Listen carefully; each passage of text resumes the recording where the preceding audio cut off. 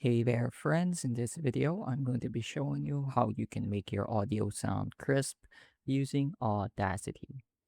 So let's get started. I'm going to record a short audio sample that we will be using. My check. This is a short audio sample that we will be using for this video.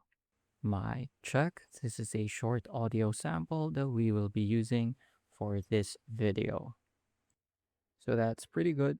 Now we're going to highlight this empty space at the beginning of the audio sample, and then we're going to apply a noise reduction filter.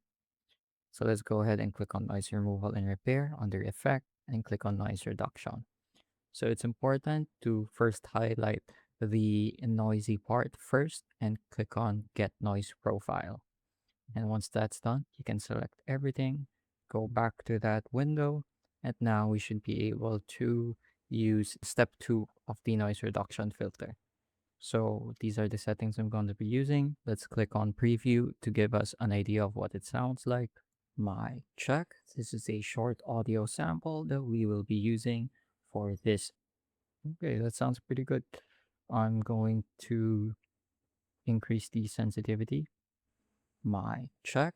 This is a short audio sample that we will be using for this, and I'm going to increase the frequency. My check. This is a short audio sample that we will be using for this. Okay, that sounds pretty good. So that should take care of the noise problems you have. And now we can add some more effects.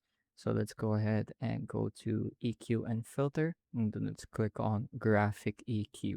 So this is the equalizer that I have set. If you don't have this, simply click on bass boost.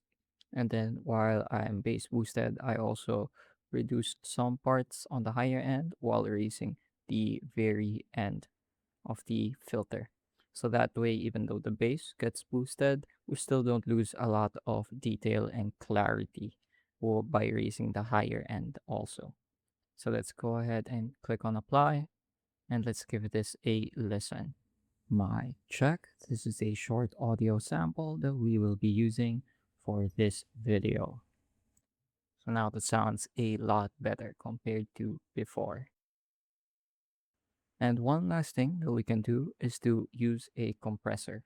That way, the louder parts get softened and the quiet parts get boosted a little bit. So let's go ahead and select everything again. Go to volume and compression and click on compressor.